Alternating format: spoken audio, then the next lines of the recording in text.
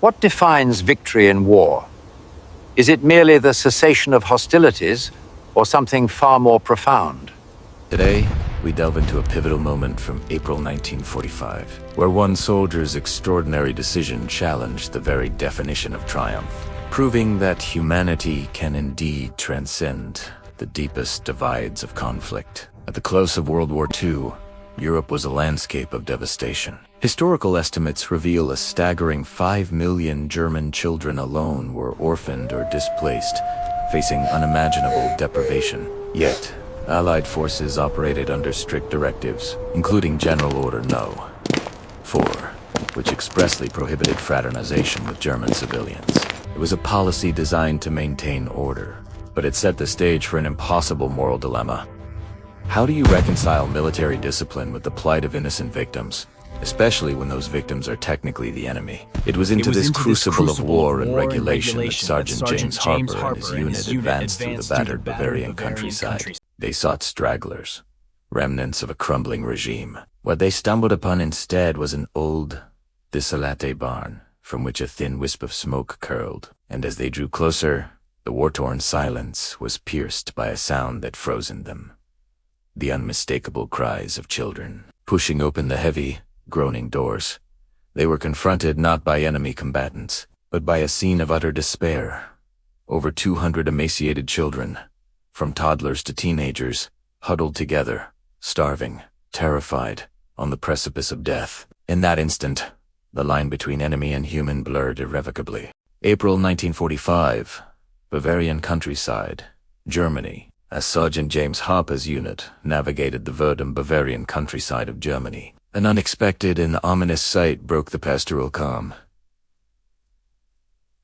A dilapidated yet imposing old barn on an abandoned farm. A thin wisp of smoke curled lazily from its makeshift chimney, immediately raising the soldiers' alert. Could be enemy stragglers. Private. Rodriguez muttered, instinctively, raising his rifle. Germans in hiding, or perhaps just civilians. James Harper cautiously responded, his gaze fixed on the structure. The war, everyone knew, was nearing its end. Yet, this impending finality paradoxically amplified the danger. Desperate soldiers often resorted to desperate measures. The unit advanced with extreme caution, weapons poised. The barn itself was ancient, likely centuries old. A massive edifice of stone and timber that had inexplicably withstood the ravages of conflict. As they drew nearer, a sound pierced the war-torn silence, instantly freezing James Harper. The unmistakable cries of children. "Hold your fire," he commanded, his voice sharp and urgent. "Those are children." German children, Rodriguez pointed out, his tone laced with caution. It could still be a trap. Or it could be precisely what it sounds like, children in profound distress. Pushing open the heavy, groaning barn doors, James revealed a scene that would forever sear itself into his memory. Inside, the cavernous space was teeming with chilentini, emaciated bodies huddled together for warmth, ranging from toddlers to teenagers. Filthy, terrified, and numbering at least 200 souls. "My God," Corporal Miller whispered behind him, his voice barely audible. "What is this?" A slightly older girl, around 15, stepped forward, speaking a torrent of German. Private Klein, the unit's translator, listened intently. "She says they're orphans," Klein reported, his voice trembling with emotion. "From all over Germany, their parents died in bombings, combat, or concentration camps. They were from an orphanage in Munich. When the city was bombed, the staff fled. These children walked 40 miles to find refuge here." "How long have they been here?"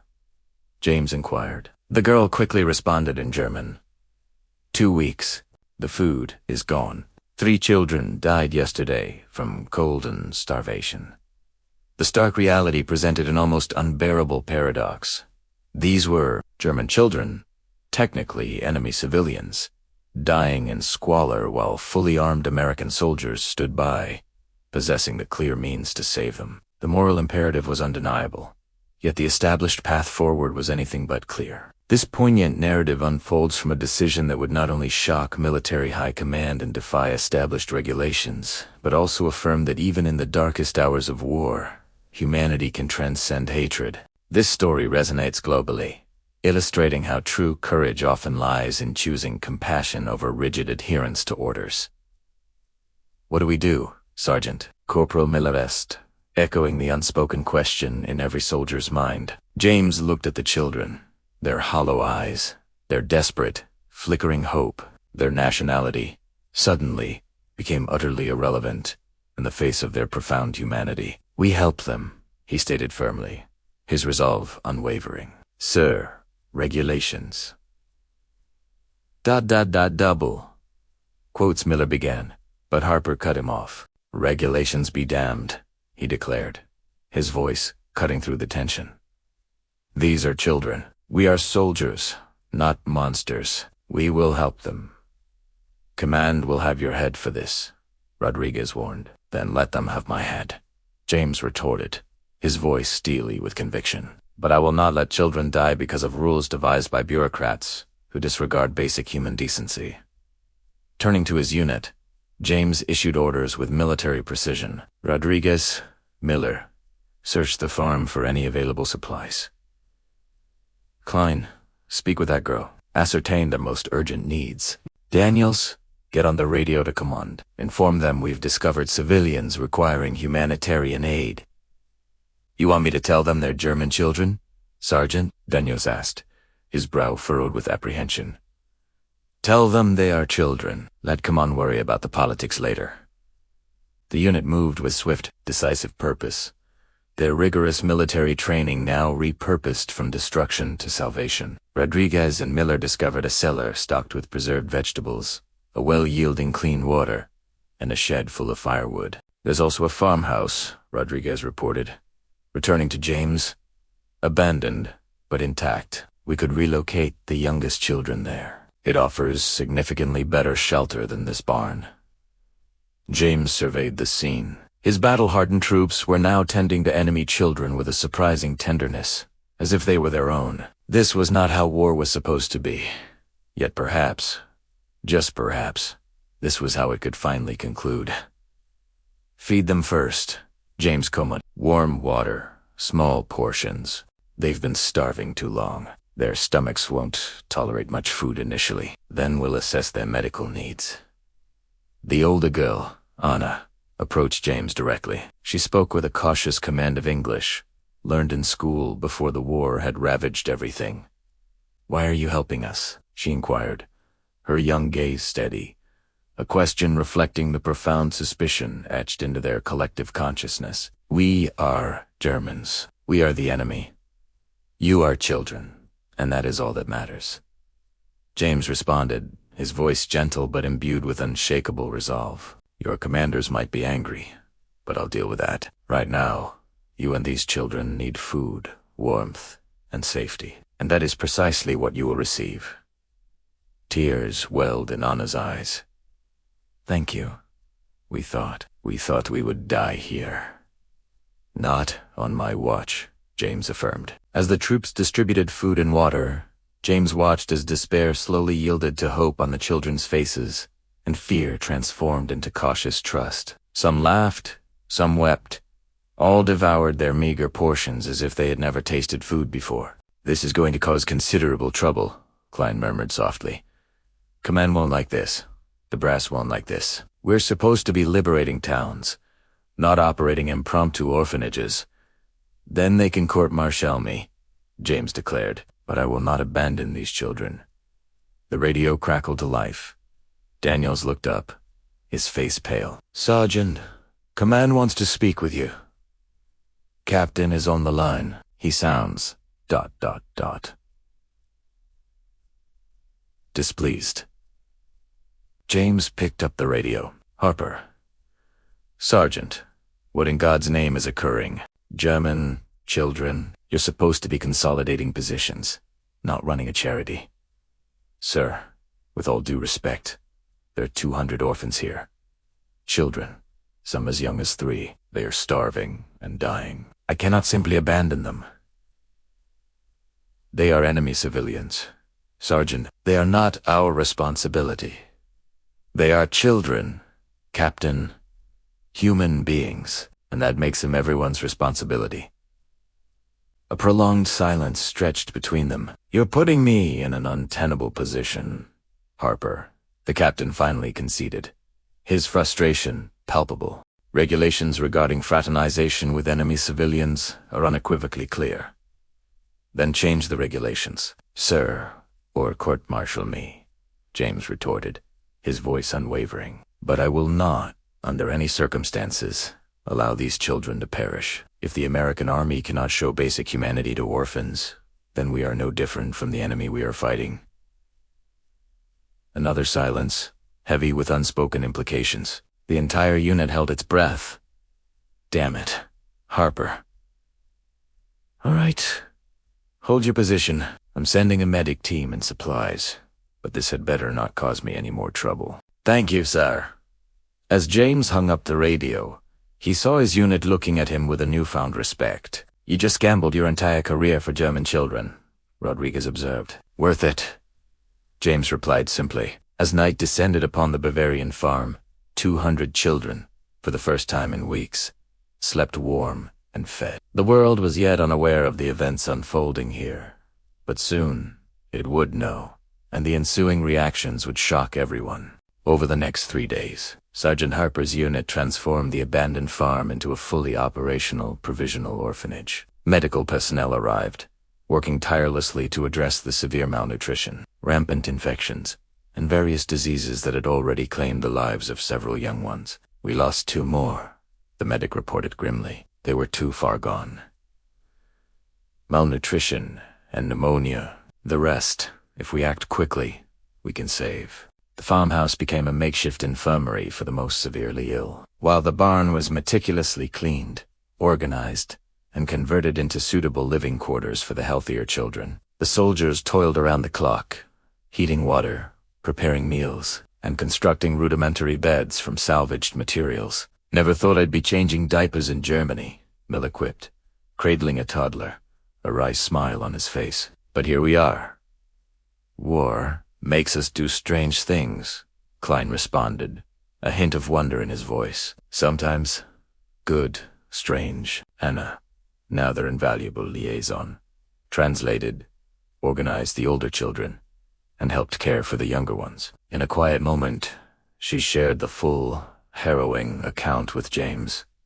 The Munich orphanage had been bombed 3 times. During the 3rd aerial attack, the director perished. The remaining staff, in a desperate act of self-preservation, simply abandoned the children, telling them to seek out family, shelter, anything. But we had nothing, Anna recounted, her voice heavy with the memory. No family, no homes, nothing left. So you led them here? James asked, piecing together the incredible journey. I remembered this farm. My grandmother lived nearby before she passed away. I thought perhaps someone would help us, but the farm was deserted. We found the barn. We thought we could survive until ... Her voice trailed off, choked with emotion. Until what? James prompted gently. Until ... we didn't know. We just tried not to die. You did wonderfully, Anna, James reassured her, his gaze steady. You brought these children here and saved them. We are merely finishing what you already started. However, the situation quickly escalated beyond the quiet confines of the farm. News of the rescued German orphans rippled through military channels. Some officers lauded Harper's humanitarian spirit, while others condemned it as gross negligence, a misappropriation of resources, and an act of fraternization with the enemy. Command is sending a prosecutor, Captain Morrison informed James via radio, his tone laced with concern. Colonel Bradford, he's an old-school by-the-book officer, and he's highly displeased with this situation. What will he do? Order us to abandon dying children, James asked, his jaw tight. Possibly, he might transfer them to civilian authorities, or ... double quotes. Morrison paused, the implication hanging in the air. Or he might shut this whole operation down, redeploy your unit to combat duties, and leave the Germans to deal with their own orphans. There are no German authorities here, sir, James countered. The government has collapsed. There's no one to hand these children over to, except death. I know, Harper. I'm on your side, but Bradford, he's a hardliner. He sees this as undermining military discipline. Colonel Bradford arrived on the 4th day, accompanied by a staff officer and a military photographer. James met them at the farm's entrance, mentally prepared for confrontation. Sergeant Harper Bradford's voice was icily formal. Show me this situation. James led them through the farm. The meticulously organized sleeping areas in the clean barn. The farmhouse transformed into a functional infirmary. Children eating a breakfast of actual army rations, and soldiers tending to them with surprising gentleness. Bradford observed everything in silence, his expression inscrutable. Inside the barn, a small girl, perhaps 4 years old, shyly approached Bradford. She extended a small, wilted flower she had plucked from the farm's overgrown garden. "Thank you," she whispered in German. Bradford stared at the flower, then at the child, then at the surrounding scene. American soldiers caring for enemy children as if they were family. "Sergeant," he finally spoke, his voice low, "walk with me." They stepped outside. James braced himself for the worst. "Sergeant, this is profoundly irregular," Bradford began, his voice a calculated monotone. "You have diverted critical military resources for enemy civilians. You have removed your unit from active combat duty. You have, by every conceivable regulation, violated fraternization policies. I should, by all rights, court-martial you." "Yes, sir," James responded, his gaze steady, awaiting the inevitable. "However," Bradford continued, his steely gaze softening almost imperceptibly, "what you have achieved here is also the single most humane act I have witnessed in this entire damned war. Without your intervention, these children would all be dead. Dead by our bombs, our invasion, our war. Perhaps we owe them nothing legally, but morally and ethically, we owe them this." James barely dared to breathe. "I am authorizing the continuation of operations here," Bradford declared. "Officially designated as a military humanitarian mission, you will receive full logistical support, additional medical personnel, and formal recognition. This farm is now an official displaced persons center under U.S. military protection." "Sir, I don't know what to say." "Say nothing. Just keep doing what you're doing." Bradford's voice grew gruff. "I have grandchildren about the same age as these children. If America had lost the war, and my grandchildren were starving in some barn, I would pray that the enemy soldiers would show them the same mercy you have shown these children. That's what we should be fighting for, the right to be human, even when it's difficult."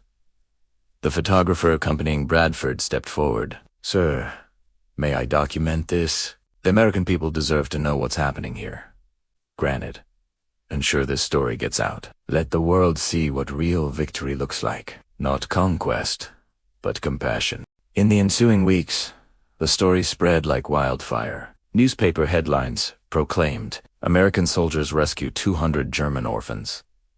Photographs depicted American GIS feeding children, constructing shelters, and providing medical care to enemy children. The public reaction was, predictably, explosive and intensely polarized. Some Americans lauded the soldiers' profound humanity. Others condemned it as a grave weakness, an act of aiding the enemy, and a betrayal of the young American men who had sacrificed their lives fighting the Germans. "You're getting as many fan letters as hate mail," Morrison informed James during a visit. "Some want you decorated. Others want you court-martialed. You've become a lightning rod for controversy. I don't care about the controversy. I only care about these children. That much is clear. But the controversy means one thing. The world is watching. What happens next will determine whether compassion or hatred defines America's victory." Within a month, the farm had transformed into a true children's village. More soldiers arrived, not only Americans, but also British, French, and even some compassionate Germans. Donations poured in from across the globe. food, clothes, toys, and medicines. We've received enough supplies to last a year, Klein reported in amazement. Churches, charities, ordinary citizens, everyone wants to help. Yet, not everyone. The hate mail was venomous, accusing James of treason, threatening the children, and demanding their deportation or worse. Someone sent a letter saying we should have let them starve, Rodriguez said with disgust. Said they were future Nazis and better off dead. They are children, James responded firmly. Anyone who wishes death upon a child, regardless of nationality, is not worth listening to. Anna approached, leading a young boy, perhaps 6 years old, who remained profoundly silent due to trauma. This is Peter. He hasn't spoken since we found him. His entire family perished in Dresden. He walked 200 miles alone.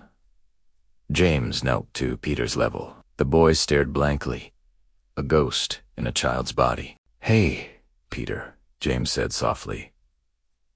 "You're safe now. No one will hurt you. We'll take care of you, okay?" Peter offered no response, only an empty gaze. "Give him time," Anna advised. Some wounds don't heal quickly. Psychological trauma was pervasive. Children screamed awake from nightmares, flinched at loud noises, and teenagers wore vacant stares, like those who had seen too much. "We need more than just food and shelter," the unit's medic explained. "These children need therapy, counseling, help processing their trauma. That's beyond the scope of military medicine. Then we'll find civilian help, doctors, therapists, anyone trained in childhood trauma." But the real challenge lay in the long term. The war was ending.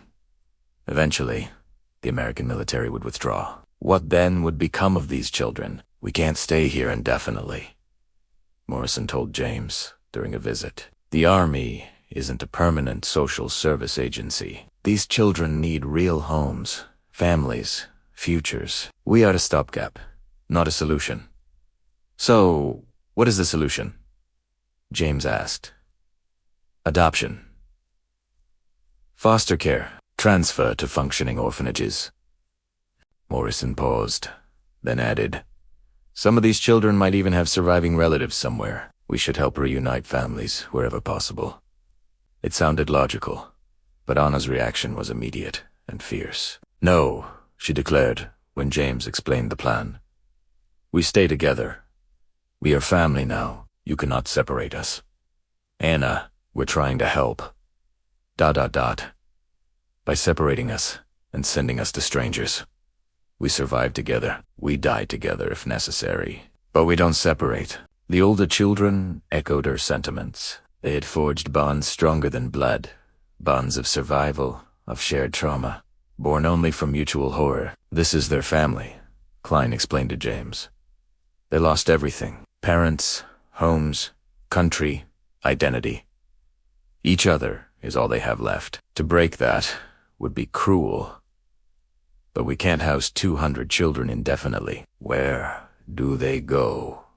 An answer emerged from an entirely unexpected quarter. Margaret Patterson, a prominent and wealthy American widow, deeply moved by the widely publicized plight of the orphans, wrote to propose a solution. "I own a large estate in upstate New York," her letter stated.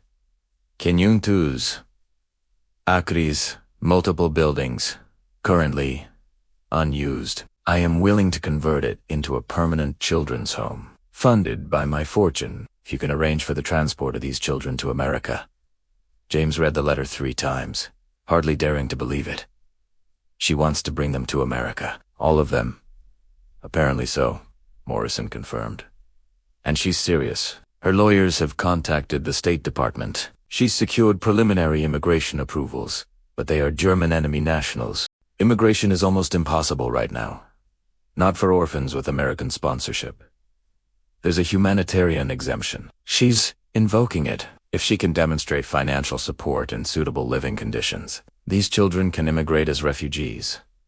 It seemed too good to be true, and, predictably, a backlash immediately erupted. Newspapers screamed headlines. "Wealthy widow plans to import German children while American kids need homes." Politicians condemned it as misguided charity, prioritizing enemies over citizens. This country has enough problems without importing more German orphans, one congressman publicly declared. Let the Germans take care of German children. But Margaret Patterson was undeterred. She traveled to the farm herself, a woman in her 60s, elegant yet resolute. My son died in the Pacific, she told James, fighting the Japanese. I know what it means to hate the enemy, but these children ... She watched the children playing in the farmyard, laughing for the first time in months. They are not the enemy. They are victims. My son died for freedom and justice. Saving these children honors his sacrifice more than hatred ever could. She spoke with the children through a translator, assessing their needs, planning their future. Anna was initially skeptical. Why do you help us? Americans hate Germans. You should hate us too. I do hate you. All of you. Every German. My son's death filled me with rage. Margaret's voice rasped. But rage is exhausting, and it doesn't bring him back. Helping you, this gives his death meaning. It proves America stands for something better than vengeance. What if we are trouble? What if people hate you for helping us? Then let them hate me. I can afford it. Can you afford to refuse help? Anna was silent.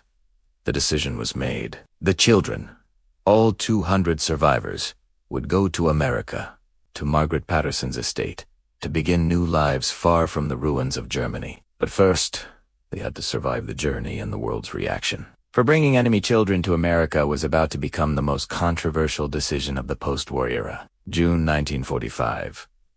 The time came for the children to leave Germany. For many, it was a moment of liberation. For others, a final loss departing the only country they had ever known. Even one that had said, I don't want to go to America, one boy confided in German to Anna. Germany is my home, even if it is broken. Germany abandoned us, Anna replied with firm resolve. America saved us. That is the difference. However, the immigration process proved nightmarishly difficult. Paperwork for 200 orphans, medical examinations, background checks as. If children could be war, criminals immigration interviews, political vetting, they're treating these kids like threats, Rodriguez grumbled, making them prove they're not Nazis. They're just children. Politics knows no age, James Harper responded grimly. As Margaret Patterson's estate became publicly known, the controversy intensified. Protesters emerged, demanding the orphans be turned away. America first. No German kids. Their signs screamed. James had to navigate a gauntlet of protesters to attend a military hearing where he was required to defend the mission. Sergeant Harper, a court-martial panel member, demanded, Do you understand the controversy you've created, the diplomatic complications, the public relations nightmare? I understand that I saved 200 children from starvation. Enemy children. Human children. Let's not play word games. Sergeant, you diverted military resources for enemy nationals. You created an international incident. What were you thinking? I was thinking about a 4-year-old girl who starved to death the day before we arrived. I was thinking about a 6-year-old boy who watched his parents burn alive in Dresden. I was thinking that if America cannot show kindness to orphans, then even if we win militarily, we will have lost this war morally. A profound silence fell over the room. Finally, one officer spoke. Sergeant, you have put us in an impossible position. But ... double quotes. He paused. You have also reminded us what it is we are fighting for. Motion to dismiss all charges. This soldier acted with extraordinary humanity under exceptional circumstances. The motion passed. James was acquitted. The children could leave. The journey across the Atlantic to America proved arduous, fraught with both physical and emotional challenges. A military transport ship was hastily converted to carry refugees. 200 traumatized children were packed into the cargo hold, crossing the Atlantic in the oppressive summer heat. This is inhumane, the ship's medic complained. These conditions would be illegal for prisoners of war. We're treating them worse than enemy soldiers. We are doing our best with limited resources, James replied. He insisted on accompanying the children to America, ensuring their safe arrival at Margaret Patterson's estate. The Atlantic crossing took 2 weeks. Several children fell ill. One boy, Klaus, weakened by months of starvation, succumbed to pneumonia 3 days out from New York. Anna held him, singing German lullabies, her face streaked with tears. "We were supposed to be safe," she sobbed afterward. "We survived Germany. We survived the war. Why do we keep dying? Because survival is a process, not a destination," James said softly. Klaus didn't die in vain. He died knowing he was cared for. That's more than many received in this war.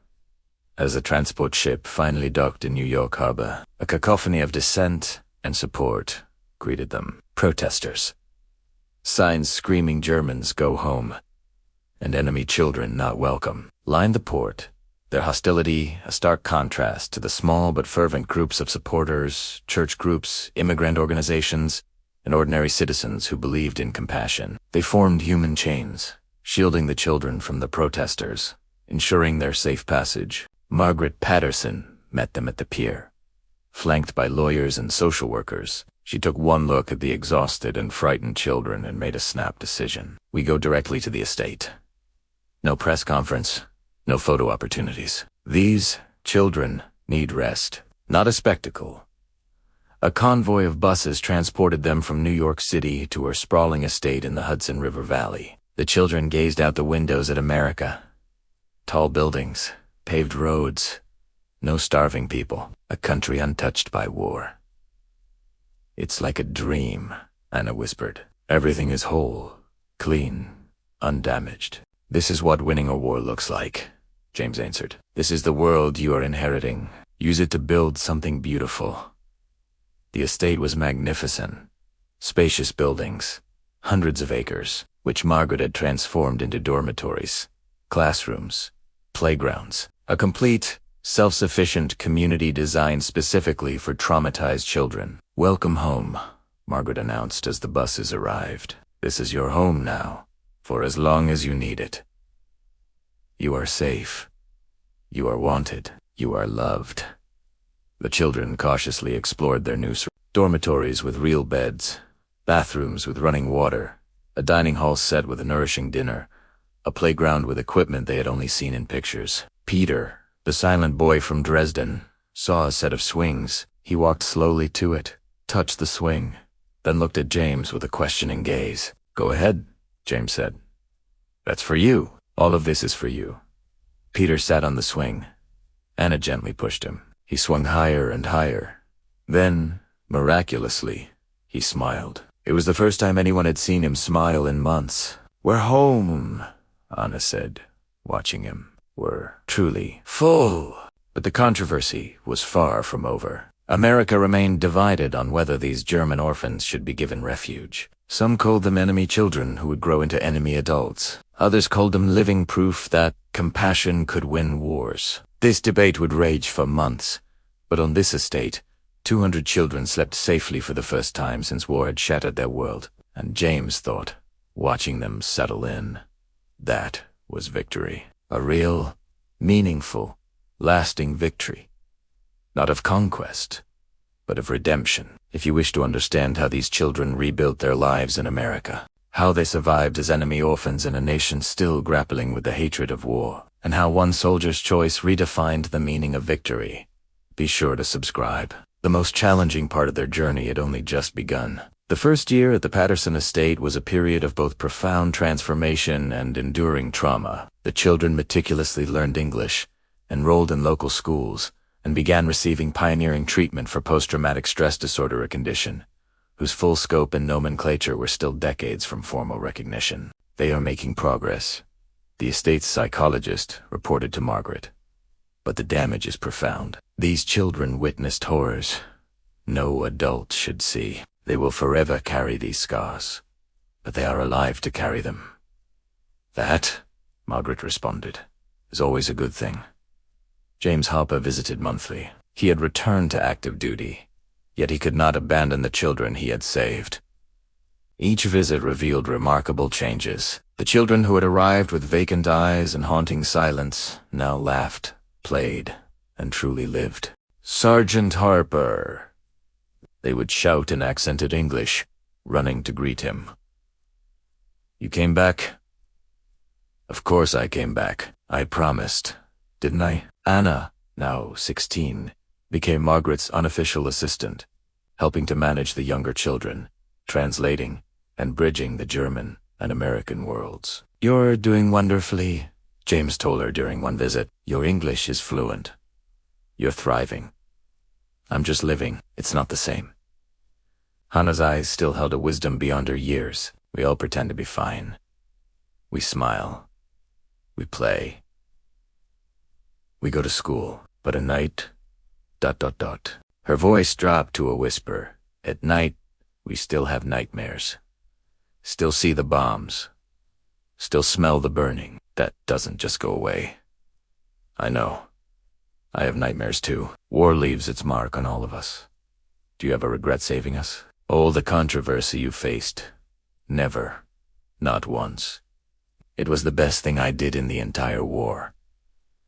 Yet, the controversy persisted. Some neighbors complained vociferously about the German children next door. The local school initially refused to admit them. Local businesses occasionally denied service. "We are enemy aliens in a country that defeated ours," one teenager remarked bitterly. "We will never truly belong here." Margaret confronted the issue directly at a community meeting. These children did not start the war. They did not fight the war. They suffered the war. What kind of nation are we if we cannot show them kindness? "A nation that lost sons to German bullets," one father retorted. "My son died at Normandy. You expect me to welcome the children of those who killed him? I expect you to recognize that children should not be held responsible for their parents' wars. My son died, fighting tyranny. These children fled that same tyranny. To punish them does not honor his sacrifice. It only perpetuates the hatred he opposed." The debate swayed some and hardened others, but gradually, reluctantly, acceptance began to arrive. The children's diligence, good behavior, and genuine gratitude eroded the animosity. They became a part of the community's strange, foreign, but undeniably human. Peter, the silent boy from Dresden, became a poignant symbol of their transformation. He started speaking after 6 months, smiling after a year, and by 2 years, he was a happy, boisterous child, seemingly oblivious to his former trauma. "Look at him," James said, watching Peter play baseball with American children. 2 years ago, he was catatonic. Now he's just another kid playing ball. "Resilience," Margaret observed. "Children, when given safety and love, have an astonishing capacity to heal." Not all transitions were seamless. Some children grappled with a bifurcated identity, German by birth, but American by upbringing. Enemies yet embraced by victors. Caught between two worlds, I feel guilty, Anna confessed during a visit from James. "I'm happy here. I love America now. But shouldn't I love Germany? Shouldn't I want to go back? Instead, I'm grateful I left. What does that make me? Human, complex, a survivor in impossible circumstances. You don't have to choose between gratitude and loyalty, Anna. You can have both. You can be both German and American. The world isn't as black and white as war tries to make it seem." By 1948, 3 years after the war's conclusion, most of the children were well integrated. They attended local schools, made friends, and spoke fluent English. Some were adopted by American families. Others remained at the estate, which now felt more like a vibrant community than an orphanage. "We need to tell their story," a documentary filmmaker approached Margaret.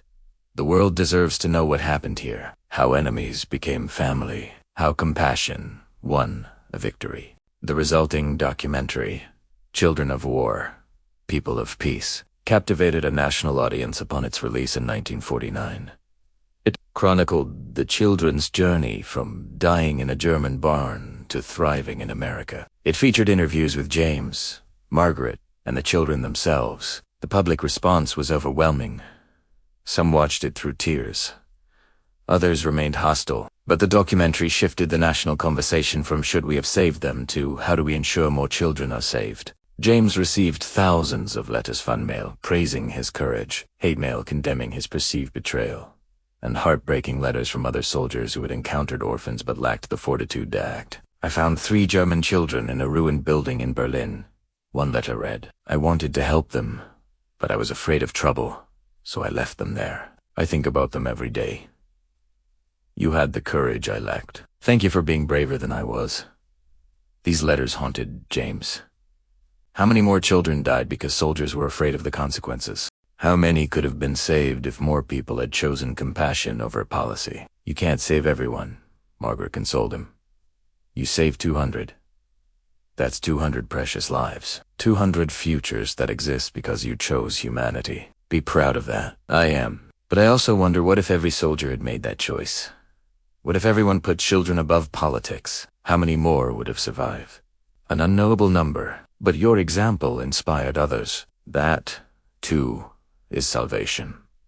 Indeed, James's actions created a ripple effect. Other soldiers began reporting the discovery of orphans. More humanitarian missions were initiated. The concept of protecting innocent victims of war, regardless of nationality, became an accepted guideline. "You changed military policy?" Morrison told James during a reunion. "New directives emphasize the protection of civilian children, no matter which side they're from. That's your legacy."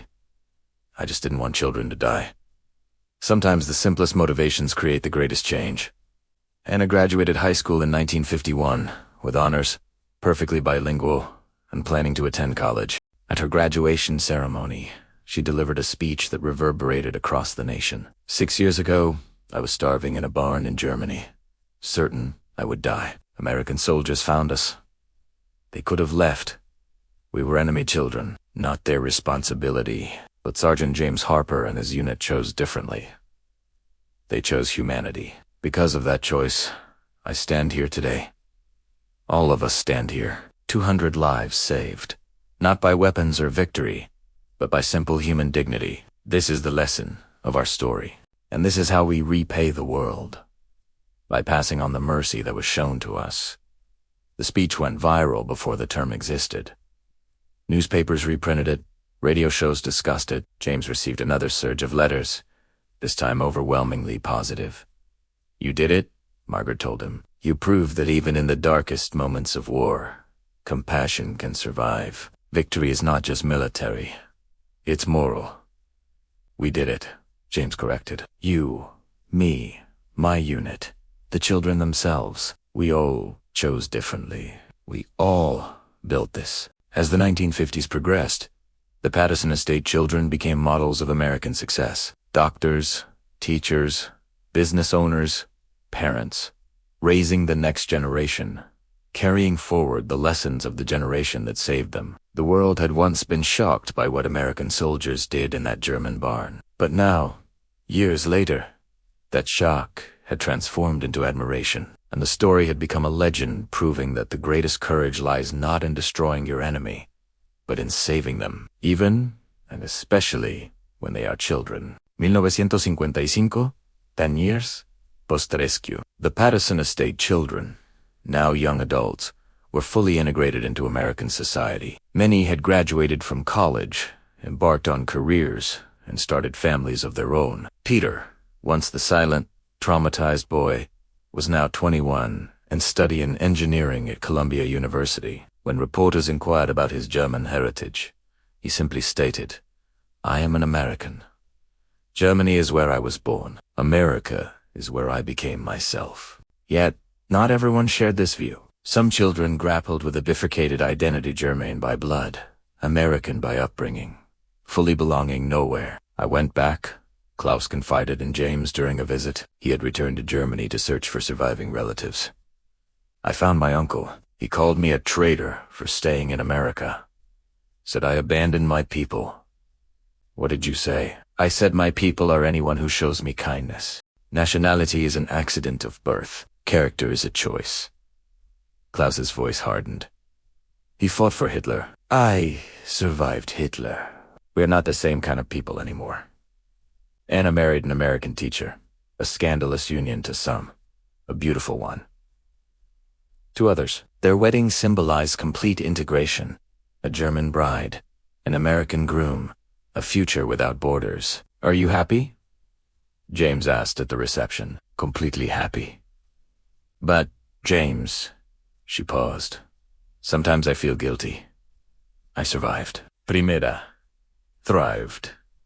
Millions of German children didn't. Why me? Why was I special enough to be saved? You weren't special. You were just there when someone chose to help. That was random luck, not special merit.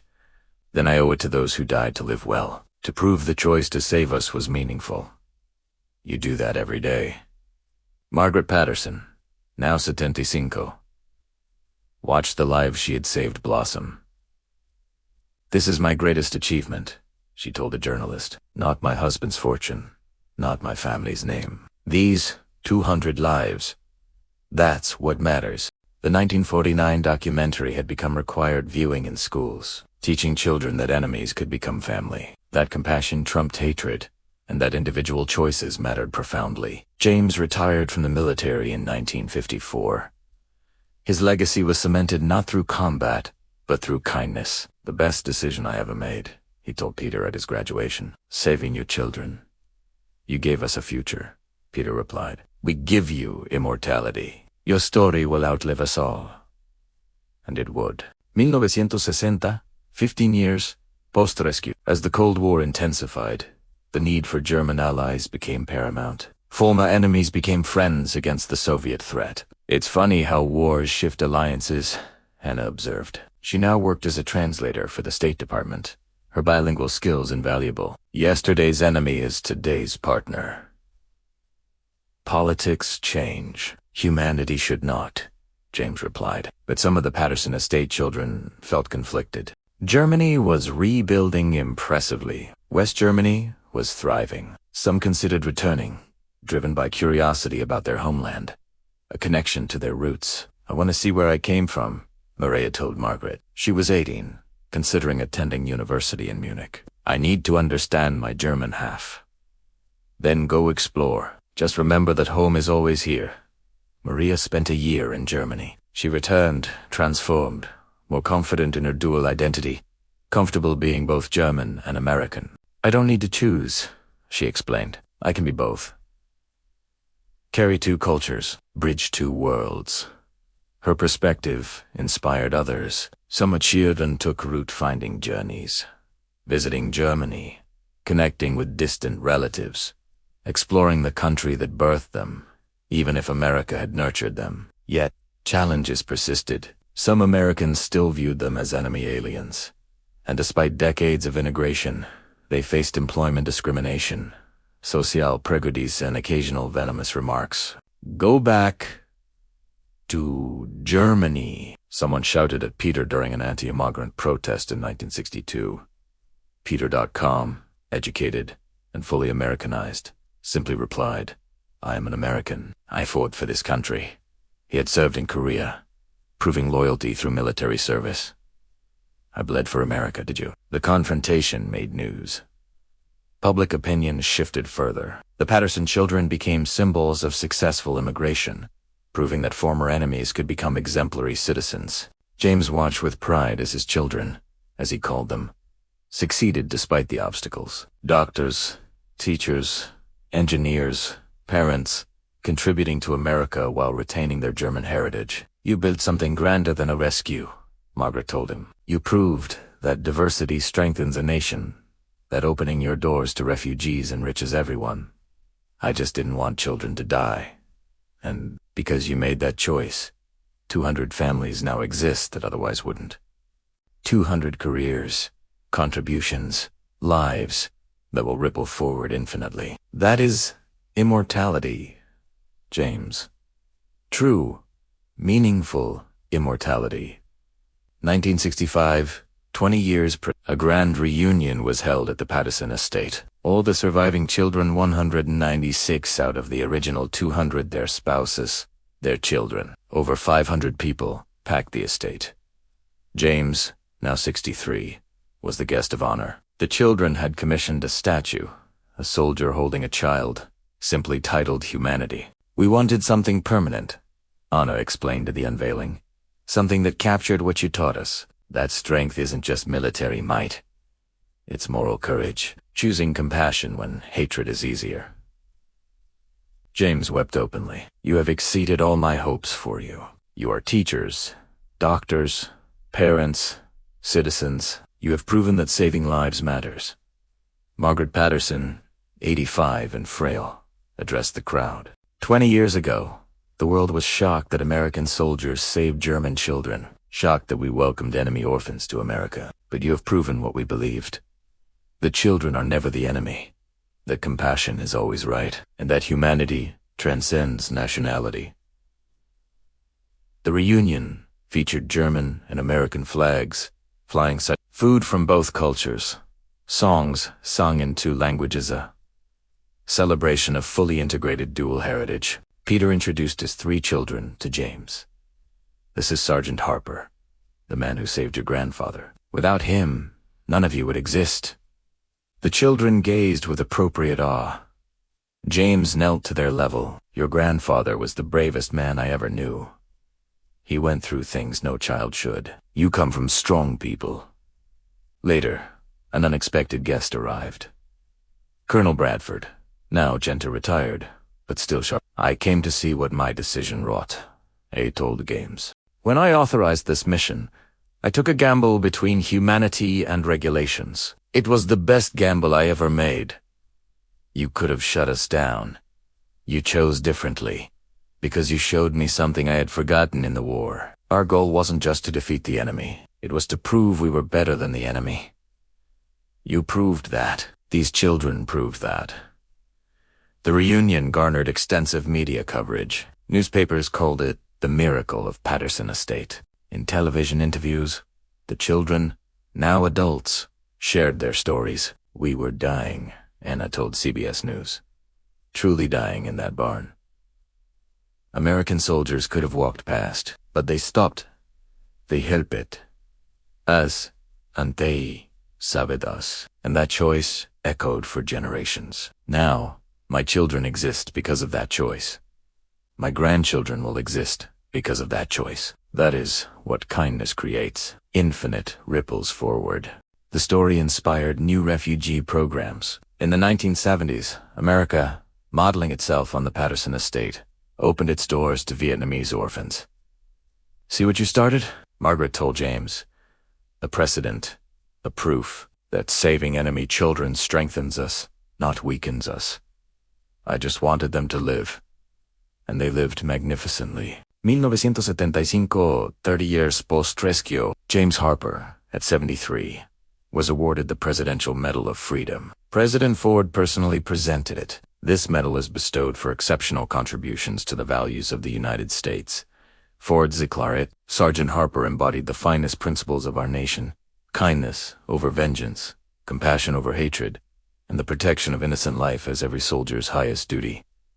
The Patterson children attended en masse. Anna, now 50, spoke on their behalf. Sergeant Harper taught us that humanity is a choice, that even in the darkest moments of war, individuals can choose differently. 200 of us survived because one man made that choice. 200 families exist. There are now over 1,000 descendants, all simply because he stopped before a barn and saw children, not enemies. The medal ceremony again drew national attention. Historians documented the full story. PBS produced a comprehensive documentary. Schools taught it as a case study in moral courage. But James remained humble. I was just a soldier who couldn't walk past dying children. Anyone would have done the same. No, Anna gently corrected. Most wouldn't. Most didn't. You did. That's what makes you special. Margaret Patterson had passed away in 1972, leaving her entire fortune to the estate to maintain it as a historic site and a center for refugee support. The Patterson Foundation now followed the model established in 1945, helping refugee children globally, including those from Syria, Somalia, and Central America. Margaret's legacy lives on, the foundation's director told James.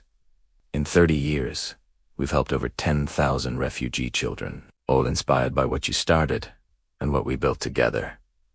Peter, at 40, had become a renowned child psychologist, specializing in war trauma. I understand these children, he explained in an interview. I am them. I know the nightmares, the fear, and the struggle to feel safe again. My life's work is to help other children through what I experienced. Some of the Patterson children returned to Germany, not to settle permanently, but to help rebuild, to bridge cultures, to prove that former enemies could become partners. We are living reconciliation, Klaus explained. He worked for a German-American friendship fund. Our existence proves that hatred is not inherent, that enemy children can become friends, and that peace is possible. James often visited the estate, watching new generations of children play in the same place where the children he saved had healed. Do you ever regret it? A young journalist asked. All the controversy you faced. Never. Every hate letter, every threat, every moment of doubt was worth it. These lives exist. That's what matters. What do you want your legacy to be? James pondered carefully. That one person can matter. That individual choices create ripple effects. That it's never wrong to stop and help, even if the rules say otherwise. The journalist scribbled notes. That's beautiful. That's the truth. 1995, 50 years post. James Harper, 93 years old and frail, attended the Golden Jubilee celebration at the Patterson estate. Hundreds gathered, their original children, now elderly themselves, their children, their grandchildren, their great-grandchildren. From the 196 survivors, over 3,000 descendants had been born. 3,000 lives. Anna, now 70, told the crowd, from 200 dying children. This is what kindness creates. Exponential life. Infinite futures. James was almost speechless, overwhelmed by the gathering. For generations thanked him. The children he saved, now grandparents themselves, introduced their families. This is Emma, Peter introduced a toddler. My great-granddaughter, the 4th generation born from your choice. James held the child, tears streaming down his face. This little girl existed solely because he had stopped before a barn 50 years prior. The entire lineage of her family stemmed from that single moment of compassion. You gave us everything, Anna told him privately. Life, home, future, family. All that we are exists because you chose humanity over regulations. I just couldn't walk past that. Inability to walk past changed the world. The celebration also included a new monument, a wall listing all 200 original children, the 196 survivors, and their descendants, 3,000 names and counting. This wall will keep growing, the foundation director explained. Every new descendant is a living memorial to what compassion creates. A documentary film crew captured James's final interview. What do you want people to remember? Ask it. The children are never the enemy. That individual courage matters. That kindness is not weakness, it is strength. His voice was barely a whisper. And that love multiplies. Every life saved creates more lives. That's the math of compassion. James Harper passed away 3 months later, surrounded by the Patterson children and their families. Anna held his hand as he peacefully departed. Thank you, she whispered. When the whole world said we were enemies, you saw us as human. His funeral filled the cathedral. Thousands attended. The Patterson children delivered his eulogy, telling the story of the soldier who chose compassion over war. He was our father, Peter said, his voice thick with emotion. Not by blood, but by spirit. He gave us life twice. Once by saving us, once by teaching us how to live with dignity, with courage, and with humanity. His gravestone was simple. James Harper, soldier, savior, proof that one person can change the world. And he truly did. 2000. 55 years post, the Patterson estate was designated a UNESCO World Heritage Site, recognized as a symbol of humanitarian courage. The story became required reading in schools globally. By 2025, 80 years after the rescue, the descendants of the original 200 children numbered over 10,000 doctors, teachers, artists, leaders, parents, lives cascading infinitely forward, all rooted in one moment, when a soldier stopped before a barn and chose humanity. Anna's great-great-granddaughter penned a book in 2025, The Children of the Barn: How Kindness Won the War. It became an international bestseller, introducing the story to new generations. My existence proves a crucial point, she wrote in the introduction. Individual moral courage matters. Choosing compassion over convenience changes history. It is never wrong to stop and help. One soldier, one barn, one choice, 3,000 lives, and counting. That is the math of kindness. That is the legacy of James Harper. That is the proof that even in war's darkest hours, humanity can survive if individuals are brave enough to choose it. The barn in Bavaria, long derelict and slated for demolition, was ultimately preserved as a museum. Thousands visit annually, standing in the very spot where children once died, and where a soldier chose to save them. The lesson endures: the greatest courage is not in destroying your enemy. It is in seeing them as human and choosing kindness, even especially when it is difficult.